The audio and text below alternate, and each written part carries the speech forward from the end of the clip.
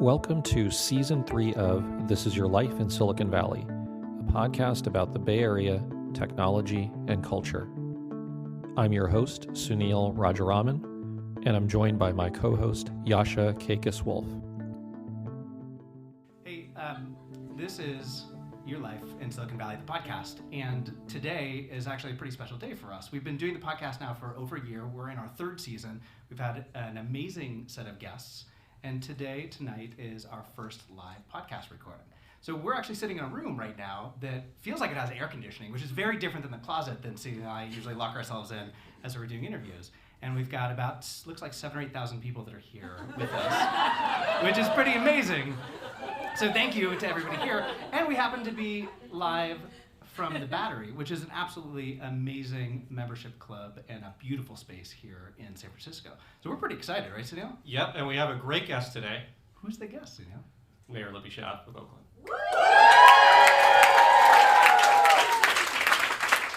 We are incredibly excited and feel very privileged to have Mayor Schaaf with us this evening. We're going to be a little bit of a view into the sausage making of a podcast. So typically what happens is we just start into a conversation and we have the conversation all the way through, and at the end of it, Sunil and I get together and we record a front and an end. Tonight, we're actually just going to start straight in, and we're going to have the conversation all the way through, and then we're going to wrap up. And Sunil and I will actually do a little bit of work after this fact before we launch the podcast on Monday. That's what the target is for us. So we're not going to belabor with introductions too much, although we are incredibly lucky to have you here tonight, Libby. So thank you very much for making time out of your day to come visit with us. Great, I'm happy to be here. Is this, how many podcasts have you done? Just order of magnitude. Probably fewer than 10 and more than 2. Okay. We're not the first. Well, we try. So we have really only 2 rules, 2 questions, 1 rule. One rule is there are no cuts, so we just talk all the way through. 2 questions that we always ask, and the rest of the conversations are going to flow. So the first question we want to start out with has everything to do with you. Our podcast is all about the culture of the Bay Area, and most of the people that are in the Bay Area are not actually from the Bay Area. Myself and Sunil are actually both transplants from different parts of the country. I was born in Saratoga. Well, but really, yeah, okay, fine. I give him that a little bit. Saratoga might be another part of the country. I kind of feel like it is. It's burn! It's so already, far, not getting off to a strong start here. No, it's true. It's so far south that water goes in the other direction. So for us, one of the things that's most interesting is learning about where you spent your time growing up, and in particular, what brought you to the Bay Area. We happen to know that you grew up here.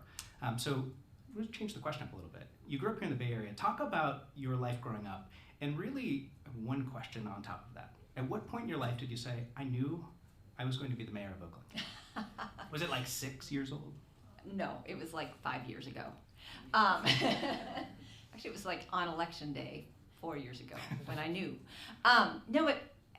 Being born and raised in Oakland is so much of like who I am, what my values are. It absolutely drives me in so many ways. And I always say that Oakland is not just a place on a map. It is values. It stands for things. It's a place where social movements have launched, and everyone from the Black Panthers to the Hells Angels.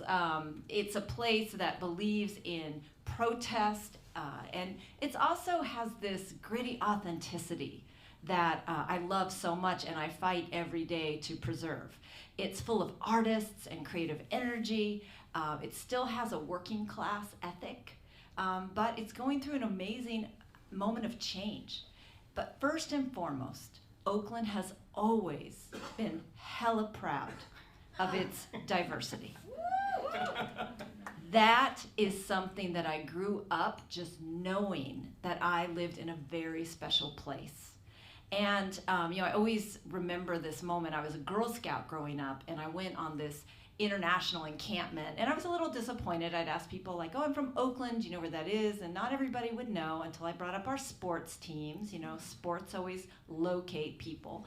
Until somebody said to me, Oakland, aren't you afraid to live there? And I was too young to fully understand kind of the insidiousness of institutionalized racism, but I knew from that moment that judgment made me angry. That my city was beautiful because of its diversity, and was a beautiful place to live that had its urban challenges, but had so much strength.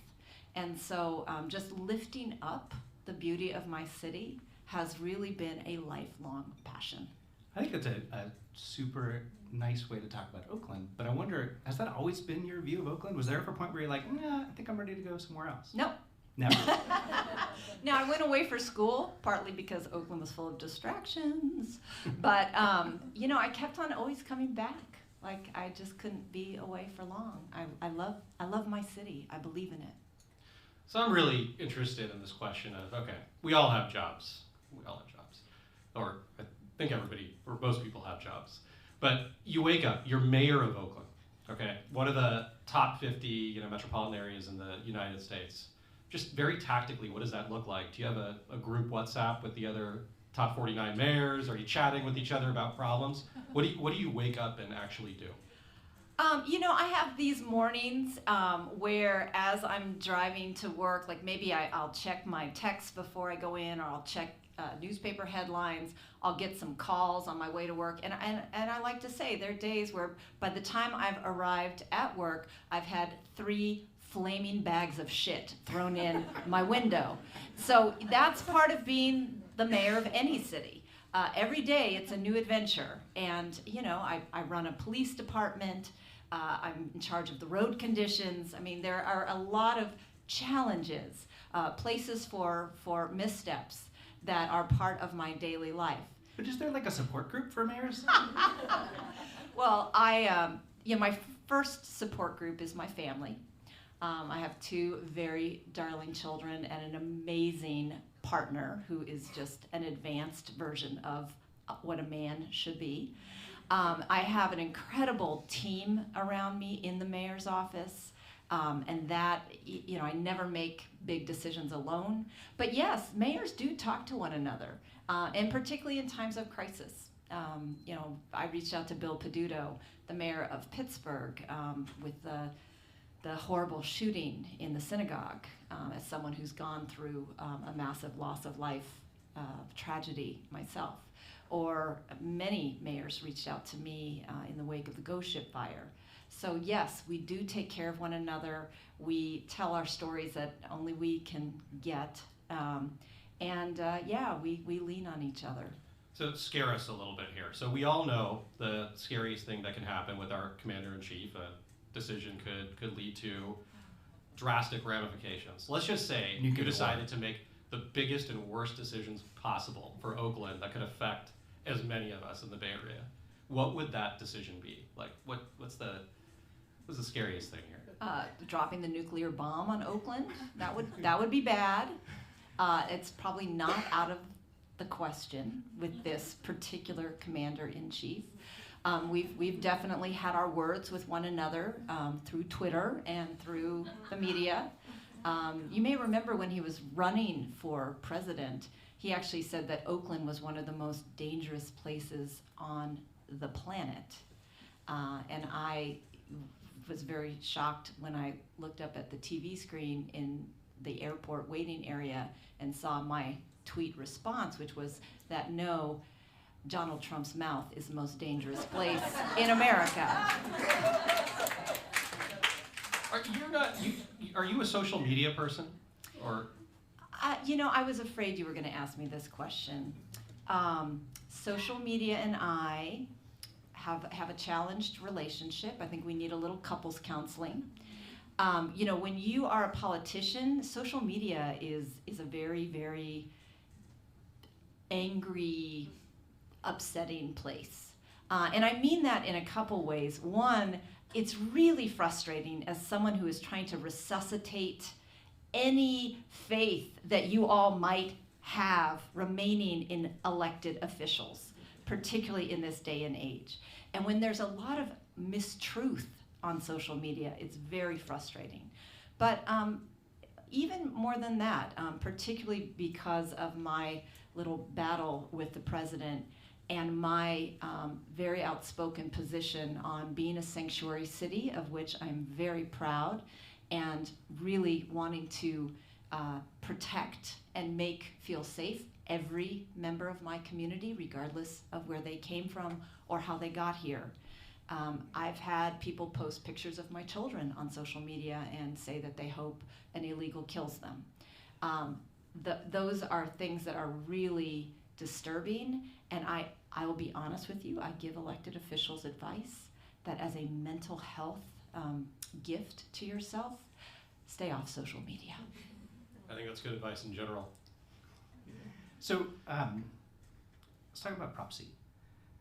Your perspective as the mayor of Oakland on San Francisco's voters' decision on Prop C. Ooh, you're asking me to wade into another mayor's political Absolutely. territory. We're on the San Francisco side today.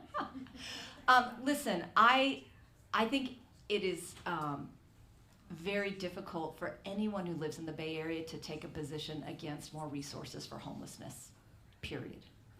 This is the moral crisis of our times in so many ways. Homelessness is the evidence of failure of just about every major system that we have. And we have got to feel ashamed that in a region that is so wealthy that we allow our fellow men and women to live like this.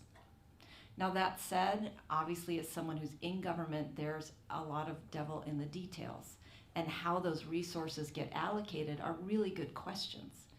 But the need for more resources, I believe, is clear. You've come at it from a different angle, though. You introduced a program last year, if I'm not mistaken. It was the Keep Oakland Housed project. Can you talk a little bit about that? Sure.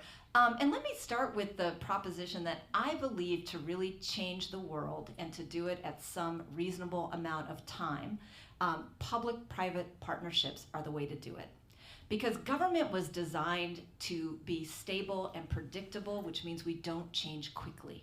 We don't respond well, and we don't take risks. Whereas the private sector is willing to do all those things. And yet, no matter how much beautiful money nonprofits like Battery Charged or Battery, what was this called? Battery Powered, raises, you can't touch everybody. You need your public systems. You need the government to do its job because we touch everyone. And that is where you have fundamental transformation. And so Keep Oakland Housed was really a recognition that while we address the housing shortage, while we address triaging people who are on our streets, we have got to go upstream and prevent homelessness from happening in the first place. And I am pleased to report that the results have been spectacular. In our first 6 months, we kept just under 500 households from becoming homeless. And the average cost was $3,000. And what I'm talking about is someone who's housed, but something happens in their lives that interrupts their ability to pay their rent. One story was a developmentally disabled adult who was actually the breadwinner of the household, taking care of his very, very elderly mother. Their washing machine broke, and he could not figure out how to navigate keeping his work uniform clean without a home washing machine. He got disciplined, he was sent home from work, and that made them fall behind in their bills. So not only did Keep Oakland Housed catch them up, keep them from being evicted, provide them free legal assistance, but bought them a washing machine. And also provide some case management to make sure that they could remain stably housed in that situation. That's just one story of 500 in our first 6 months.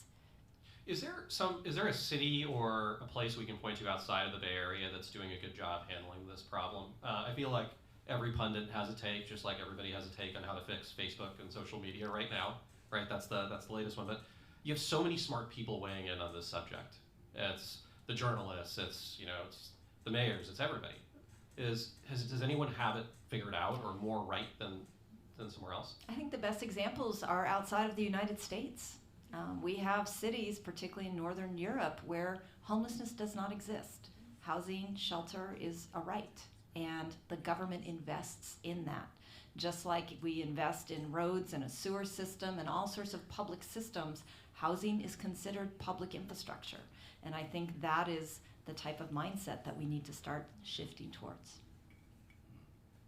I'm going to shift gears a little bit. How much do we dislike the Raiders in here? Is my friend from the 49ers still here? I'm very bitter at the Raiders.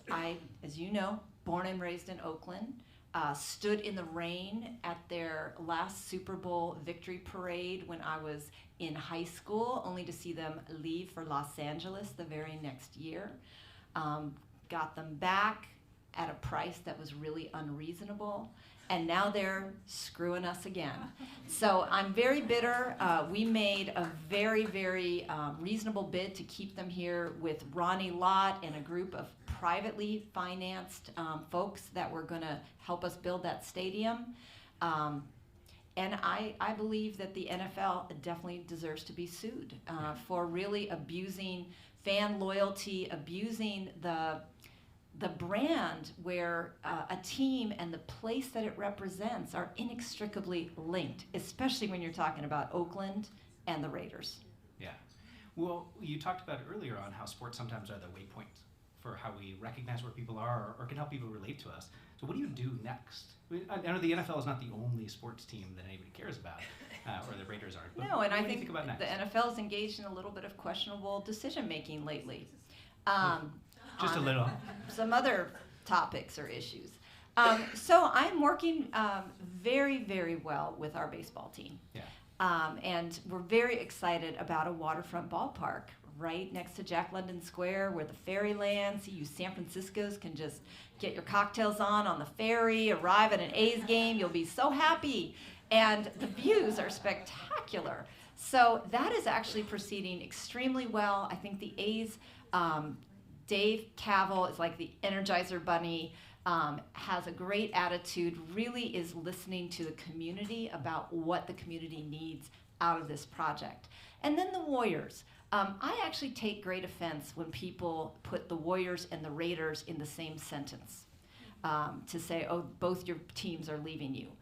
The Raiders are leaving us, absolutely. The Warriors are moving their building, but the team is still ours. They've always been the Golden State Warriors. In fact, they originally played in San Francisco before they built their arena in Oakland. And their commitment to staying involved in the community has been unequivocal, and I think you're going to see some exciting announcements to really demonstrate that they mean it. What's your overall take then? So the net of it, is there going to be an impact with the Warriors moving and stadium? Like, what is the actual net impact to Oakland? How will it be felt to the community? Oh, well, the dirty truth is that sports teams do not necessarily economically benefit cities. Sorry, Raul, I don't know if he's still here. It's one of these like little dirty secrets. We actually lose money every time the Raiders play a game in Oakland because of how the lease and the game day expenses are arranged. Now, again, I believe that civic pride has a value. So I don't just look at it in terms of dollars and cents.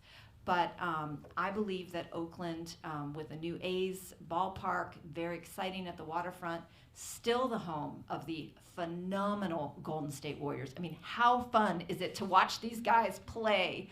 It's probably a bad time to say that I'm a Cavs fan. High school was Ohio for me. I'm sorry. Yep. 2016, 3-1. Yeah. Yes, I'm sorry too. But I think that it also makes room for people to get more excited about emerging sports. Let's have some women's soccer teams in Oakland. Let's also evolve around what we consider the basis of our pride. How do you think about the space that the stadiums have been in? Like, what do you want to do there? Oh, at the Coliseum? Yeah. Oh, I'm really excited about what the A's have put forward as a potential development that really is much more community serving, a lot more housing, affordable housing, more businesses, and their design kind of leaves the ball field there, so it's almost like a historic relic. We can all come worship at it and think about all the amazing things that happen there. But they've designed something that really addresses the threat of sea level rise. And their commitment to environmental justice has been impressive to me. And their interest in having a world-class youth sports academy on that site, so that you are still having a sports use, but instead of high-paid professionals, you actually are nurturing the next generation of athletes from East Oakland. That excites me. I want to stay on this subject of moving a bit, and speaking of moving, so you're probably seeing an influx of a lot of tech companies, and especially with the boom here, lack of affordability in San Francisco. What's the city's relationship like with tech at the moment? And I would just love to hear your take on tech culture and what you feel about it. Yeah, there's a lot of tech bashing going on right now in the Bay Area. There's a lot of fear about tech companies moving into Oakland. We had Uber coming and people were freaking out about that, and then they changed their mind, and now we have Square coming. When Uber announced that they were moving to Oakland, I sent a very well publicized letter to them, which was basically, welcome, we're excited you're coming, and now let us tell you what our expectations are for you to behave well. And so I think that is for us all to really be clear with companies how you come into a community, how you really own the fact that tech does not look like America, that the board members, the highest paid employees do not reflect the diversity of my city, and that you have an obligation to do something about that. And that there are ways that you can support the community other than, buying a ticket to a rubber chicken dinner. You can think about what products are you purchasing? What services are you using? Are these companies that are owned by people of color? Do they pay a living wage, or are they worker cooperatives? Do they have some other type of social impact? I will give this to Uber. When they were thinking of moving in, we introduced them to a great Oakland company called Red Bay Coffee. It's a workers cooperative. It hires almost exclusively formerly incarcerated workers, and they make damn good coffee. And Lord knows, those of you who work in software probably need to stay caffeinated. So that was a good story, and even when they decided to not come to Oakland, they actually continued their contract with Red Bay. I believe it's still in place today. It's created a lot of great jobs, and that type of thought in what you're buying, who you're hiring, I think is really important for tech to embrace. I am still really hopeful and optimistic about the role of technology in solving our problems. What company do you want to have moved to Oakland? One that actually embraces our values. And that could be any number of companies, and it could be one that I haven't heard of yet. Yeah, no, we've done a lot of these interviews now, and it is a recurring theme that we hear. A criticism of tech is just lack of civic responsibility. Here we are in San Francisco, and we sometimes don't even go to the local restaurants because lunch is served in the cafeteria. And so, is there an example of a person or a company that you could point out to that is consistent with Oakland's values that you think is doing a good job within the community? Well, and Pandora, started in Oakland, has never had a cafeteria, very intentionally wants their employees to go out and support the local mom and pop restaurants and bars. And boy, we're getting a lot of good bars in Oakland. So I think that has always been part of their value from the get-go. And then I gotta give it to Mark Benioff and Salesforce.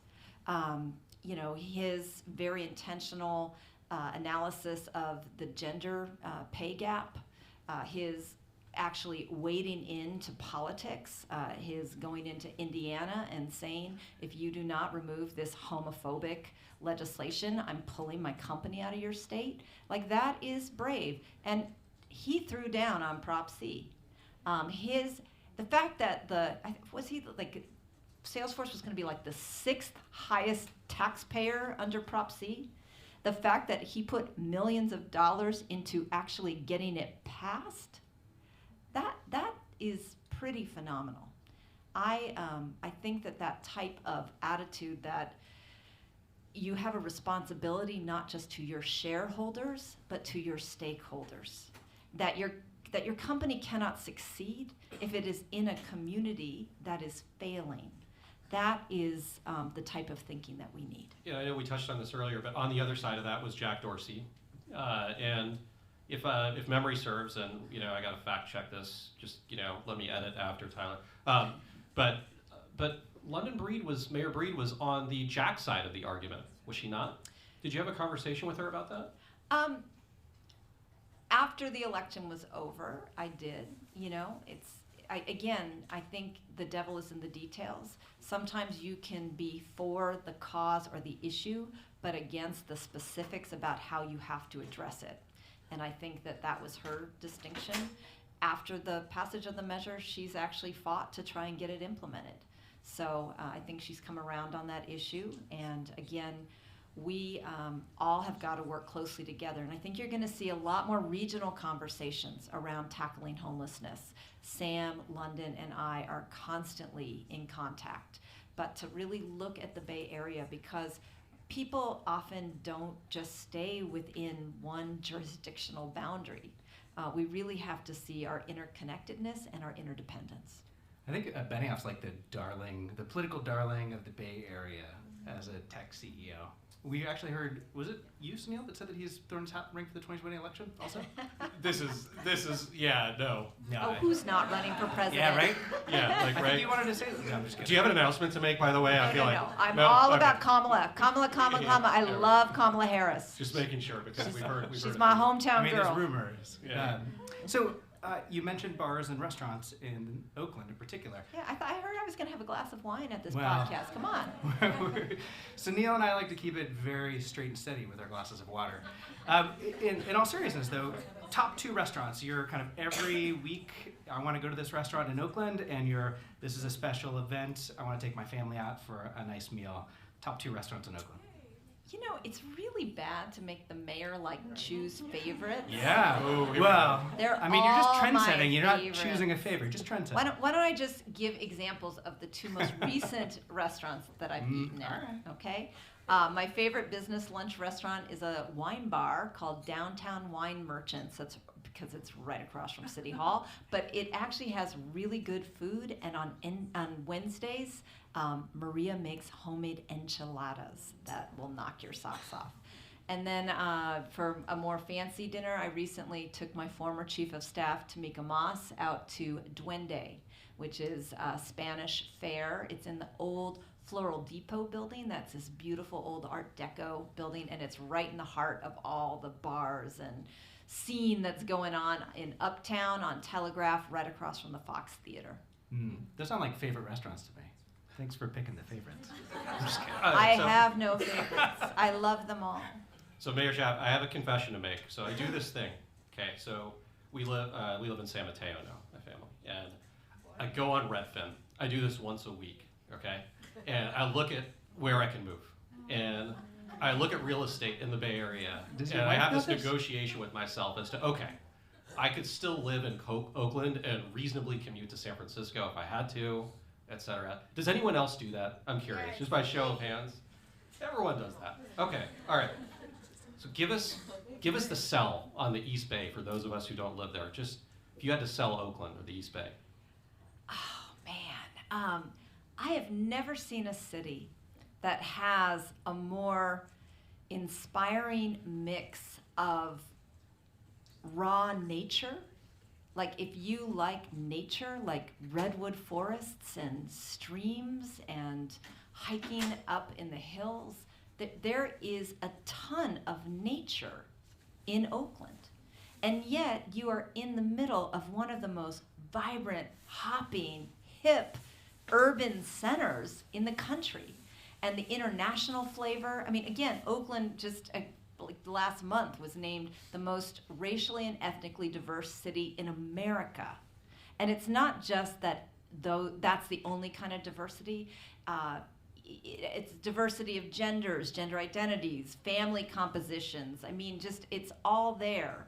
And everyone walks around the lake like just all of Oakland's, it's like a giant community living room around Lake Merritt. And yet, you're in the middle of a city. You have all the culture and arts and amazing food, and it is so much less expensive than San Francisco. And the public transit is amazing. I just popped over here on BART. I take BART all the time. People, it's so funny. People are like, aren't you the mayor? And will you take public transportation? I said, yes, I'm not stupid. It'd take me twice as long to drive. So, the access is great. The vibe is great. But I think one thing, the diversity is great. But it's really beautiful, just beautiful. I love it. We're getting close on time. Well, so we got a couple more questions for you. All right, bring it.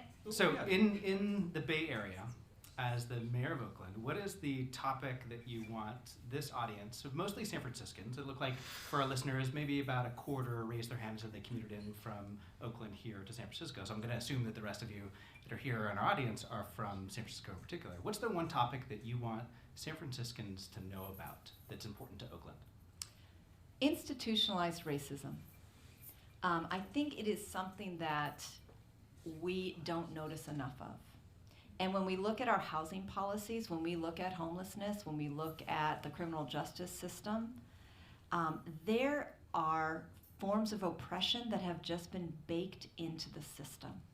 And I think we have got to be brave and talk about it, talk about its impacts, and start unraveling it. I want to talk a little bit about something that you just went through, the teacher strike, and thematically how this is something that seems to be happening across the country. There's Oakland, Los Angeles, I think it was Colorado, Denver, West Virginia, Kentucky. What's going on, and how is this going to play out? And what do you think the long-term solution is? Are we going to see more of this? Like what's going on? No, and on a personal level, the strike was really hard for me, not just as the mayor, but I'm a graduate of the Oakland Public Schools, and I have 2 kids in Oakland Public Schools, and there is only so much Fortnite that a 13-year-old can play in a week. So I don't know, I have a young kid. I don't think there's a limit of time that they can play. I'm just like, please, dear God, let us settle the strike, because I cannot take this boy in my house anymore. But seriously, I think it's telling that professions that have been traditionally dominated by women are traditionally underpaid. So let's just put that out there. Thank you for a little snapping out there. Secondly, we have to, as a state, say that public education is worth investing in. And yes, that means reforming Prop 13. That means changing the way that our tax structure works.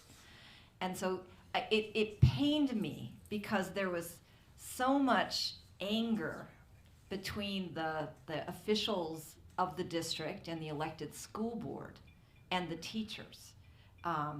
And really, the enemy is much bigger than what is inside Oakland. And clearly, this trend shows that this is not an Oakland-specific problem. It is much bigger than that.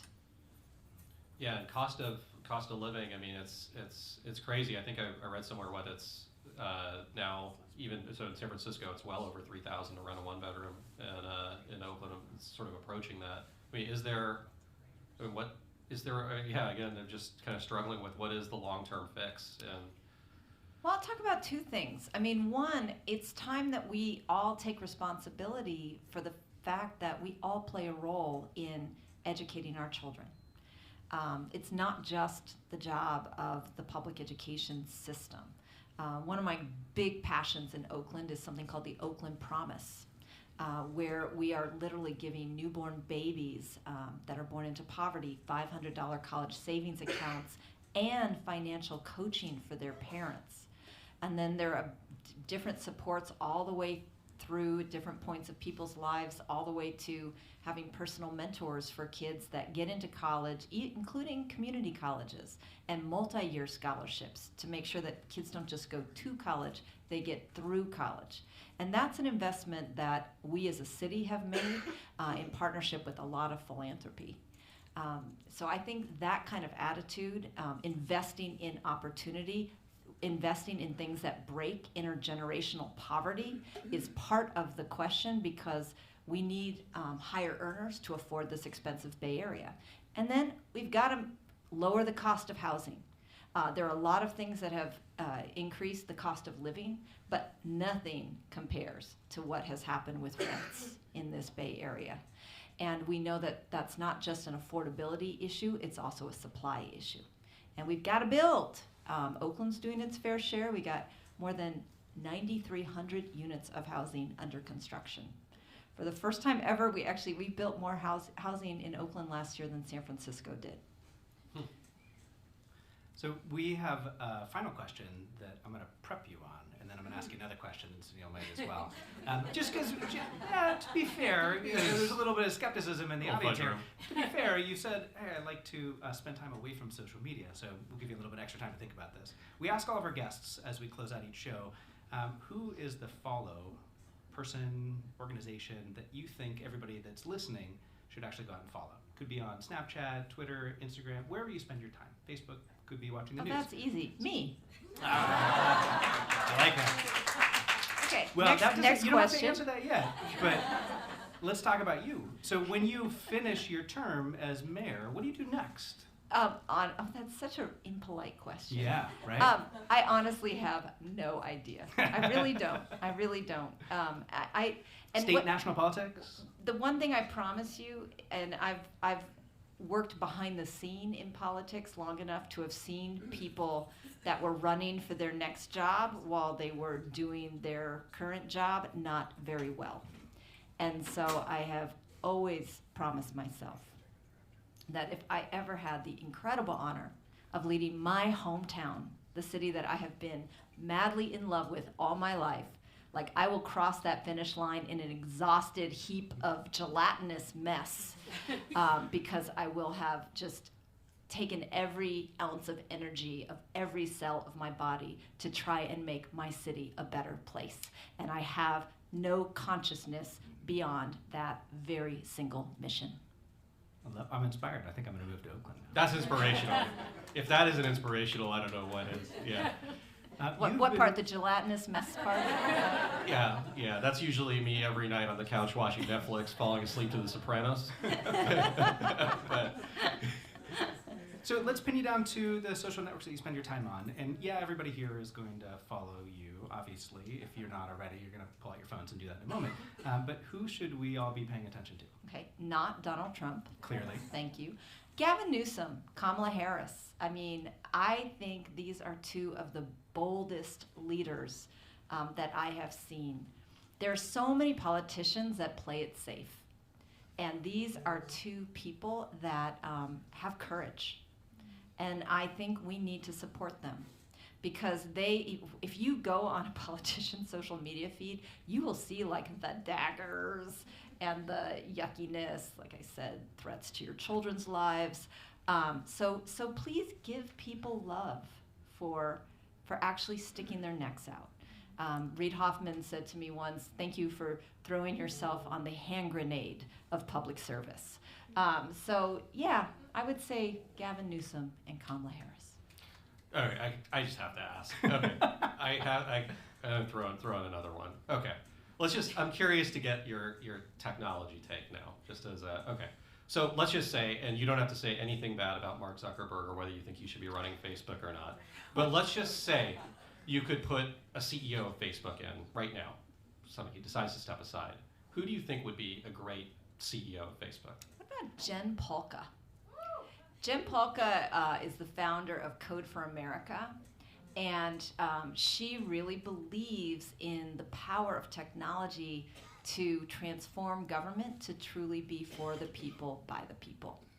And so I think that kind of attitude about both the responsibility and the power of technology is the kind of attitude we want. And I guess my second choice would be Kieran right here. She's amazing. What are you now, the COO of Neighborly and General Counsel? Yeah, she's really cool. I would put her in too. Well, for our listeners, you can't see her, but she looks very impressive, I assure you, and very CEO-like. So Google her after you listen to this. Kieran Jan, Jain. Do you have an interesting social media feed? Should we all follow you? Time to get interesting. Okay. Mayor Schaaf, you've been amazing. Thank you so much for spending the evening with us. Oh, no, thank you for having me. Thank you to the Battery for hosting us. And take care. Love Oakland. So how many of you have listened to the podcast? Nice. So we got maybe about half or a little bit less than half. So everybody that is here that has a phone, which I'm going to guess is everybody, take your phone out. Pop open whatever iTunes, Stitcher, wherever you're listening, Breaker, wherever you're listening to this podcast from, or you want to listen to this podcast from, and do the following. I love Sunil. You guys probably know this that listen to the podcast. I love Sunil so much that every single time we record a podcast, I say to everybody that's a listener, I love Sunil so much that every chance I get, I rate him 5 stars. And if you that are sitting here in this live audience love Sunil as much as I love Sunil, which I'm just going to assume you all do, please go to that podcast app, find this podcast, rate us 5 stars, because it actually helps this podcast get even more distribution. So thank you for doing that. Yeah, please do. Just hit subscribe. If you include a little comment with the rating, that's awesome too. Not gonna lie. And I've been using a new player called Breaker, which I really like. So that's another one I like. We want to say thank you to Erica from Mozilla. Erica, we can have you stand up. So Erica worked with the mayor and the mayor's team most recently and made the connection for Sunil and I. So all of this happened tonight because of Let's Erica. just be clear. Erica usually was the one that was telling me about the flaming bags of shit that were coming into my window. That was her. Erica's awesome. A special thank you to Carissa Torres-Cruz, who is here in the audience. She's one of our producers and helps us run the whole podcast. So all of the amazing guests that we have on, she helps us organize and run everything. So thank you, Carissa. We want to thank Elser Restaurant. So actually, you don't know this yet, but you are going to get some food from Elser, which serves empanadas and is one of my favorite restaurants in San Francisco. Thank you to Marianne Dupre, who might be here. Marianne, are you here? Well, you're going to get amazing food, so stand by for that. Very special thank you to Tyler, who is our sound guy. He's over in the corner. What you may not know about Tyler is that he's always sitting in that tiny little hot, sweaty closet with us. And kind of our joke with Tyler is that he's always got a shirt unbuttoned down to his belly button. And tonight he's wearing a jacket. So thank you, Tyler, for the jacket and for being an awesome audio guy. And thanks to the Battery, Colleen and Stacy for really helping put this together. Would you attend another live podcast? Just straw poll. Yes. Okay. All right. We're working on a professional athlete for the next one. Yeah. Stand by.